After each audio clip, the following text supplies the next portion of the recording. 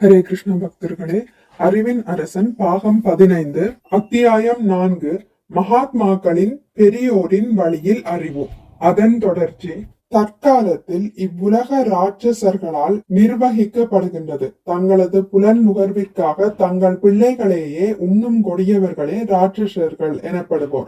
ராட்சசர்களின் புலன்களை திருப்தி செய்வதற்காக இன்று பல்லாயிரக்கணக்கான மக்களை அழிக்கும் வல்லரசுகள் உண்டாக்கப்பட்டுள்ளன. ஆனால் இவ்வழியில் அவர்களது புலன்கள் திருப்தி அடையவே மாட்டார்கள் என்பதை அவர்கள் அறிவதில்லை. இருந்தும் தங்களது மன விருப்பங்களை மனம் போன போக்கில் திருப்தி செய்து கொள்வதற்காக எதையும் அளிக்க அவர்கள் தயாராக இருக்கிறார்கள். ஜட பண்பாட்டில் அளவுக்கு மீறி மயக்கமுற்றிருப்பதால் உண்மை நிலையை புரிந்து கொள்வது அவர்களுக்கு மிக கடினமானதாக இருக்கிறது.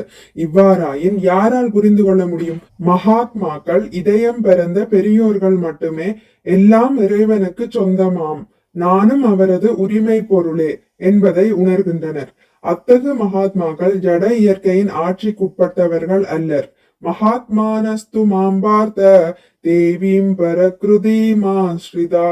கடவுள் பெரியவர், அவருக்கு தொண்டு செய்வதால் மகாத்மாக்களின் இதயமும் பெருமை உடையதாகின்றது. மகாத்மா என்பது அரசியல் தலைவருக்குரிய பட்டமல்ல. ஓட்டுகளால் ஒருவரை மகாத்மா ஆக்கிவிட முடியாது. பகவத்கீதையில் மகாத்மாவின் தரம் கூறப்பட்டுள்ளது. கடவுளின் உயர் சக்தியிடம் அடைக்கலம் அடைந்தவனே மகாத்மா ஆவான். எல்லாமே அவரது சக்திகள் தான். எனினும் ஆன்மீக ஜட சக்திகளுக்கிடையே அவர் வேற்றுமை பாராட்டுவதில்லை. ஆயினும் ஜட ஆன்மீக சக்திகளுக்கு இடையே அமைந்த நடுநிலை சக்தியான கட்டுப்பட்ட ஆத்மாவிற்கு வேற்றுமை இருக்கத்தான் செய்கிறது. மகாத்மாக்கள் இவ்வேற்றுமையை உணர்ந்து ஆன்மீக சக்திக்கு கீழ் தைவீம் பிரகிருதியும் சரணடைகின்றனர். சிறந்தவர்களுக்கு தொண்டு செய்வதால் மகாத்மாக்களும் சிறந்தவராகின்றனர். உயர் சக்தியுடன் ஒருமை கொண்டு நோக்குவதால் அகம் பிரம்மாஸ்மி, நான் பிரம்மமே, ஆத்மா செருக்குண்டு தானே கடவுள் என்று அவர்கள் எண்ணுகிறார்கள் என்பதல்ல. உண்மையில் ஒருவன் பிரம்மமாகிவிட்டால் பிரம்மத்தில் தனது செயல்களை காட்ட வேண்டும். பிரம்மமாவது என்றால் இயக்கமற்ற நிலையை அடைவதாக ஆகாது. பிரம்மம் என்பது ஆத்மா. ஆத்மா உள்ளிருப்பதாலேயே இந்த ஜட உடல்கள் இயங்குகின்றன.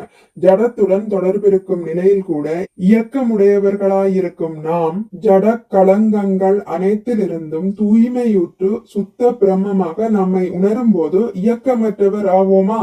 நான் பிரம்மமே என உணர்வதென்றால் ஆன்மீக இயக்கங்களில் ஈடுபடுவது என்பதே பொருள். ஏனெனில் நாம் ஆத்மா. ஜடத்தால் கலங்கப்பட்ட நிலையில் கூட நமது இயக்கங்கள் தோன்றுகின்றன.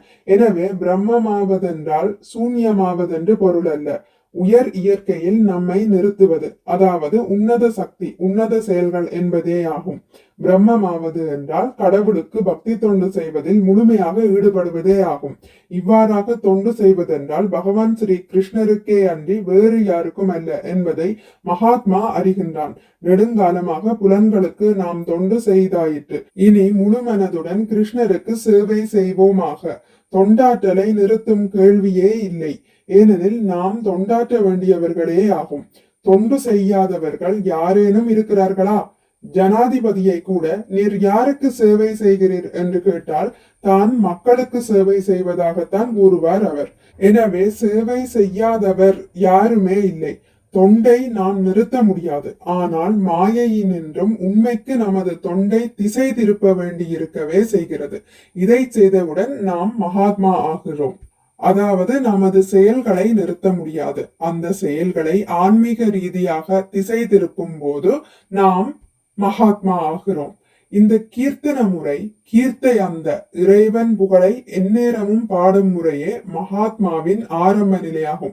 இம்முறையானது ஹரே கிருஷ்ண கிருஷ்ண கிருஷ்ண ஹரே ஹரே, ஹரே ராம ராம ராம ஹரே ஹரே என்னும் நாமத்தை மனித குலத்துக்கு அளித்ததால் பகவான் ஸ்ரீ சைதன்ய மகாபிரபுவால் எளிதாக்கப்பட்டுள்ளது. பகவத் தொண்டின் 9 முறைகள் உள்ளன. அவற்றில் கேட்டல், கூறல் எனும் சிரவணம், கீர்த்தனமே மிக முக்கியமானவை. கீர்த்தனம் என்றால் உண்மையில் வர்ணிப்பது என்பதே பொருள்.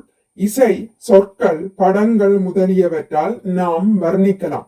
சிரவணம் என்பது கீர்த்தனத்துடன் ஒன்று சேர்ந்து செய்வதே ஆகும். ஏனெனில் கேட்காவிடில் நம்மால் வர்ணிக்க முடியாதல்லவா? பரமனை அடைய எந்த பௌதீக தகுதியும் தேவையில்லை. அதிகாரப்படுத்தப்பட்ட துறைகளினின்றும் கேட்டறிந்து கேட்டதை கேட்டபடியே சொல்வதே தேவையானது. ஹரே கிருஷ்ணா. இதுடன் முடித்துக் கொள்கிறேன். இனி அடுத்த பதிவில் இதன் தொடர்ச்சி தொடரும். மிக்க நன்றி. ஹரே கிருஷ்ணா. உங்களுக்கு இந்த வீடியோ பிடித்திருந்தால் லைக் பண்ணுங்கள், ஷேர் பண்ணுங்கள், சப்ஸ்கிரைப் பண்ணுங்கள். நோட்டிபிகேஷன் பெல்லை அழுத்துவதன் மூலம் அடுத்த பதிவுகள் உங்களை வந்தடையும். பகவான் ஸ்ரீ கிருஷ்ணரை பற்றி கேட்டு மகிழ்வோம். ஹரே கிருஷ்ணா.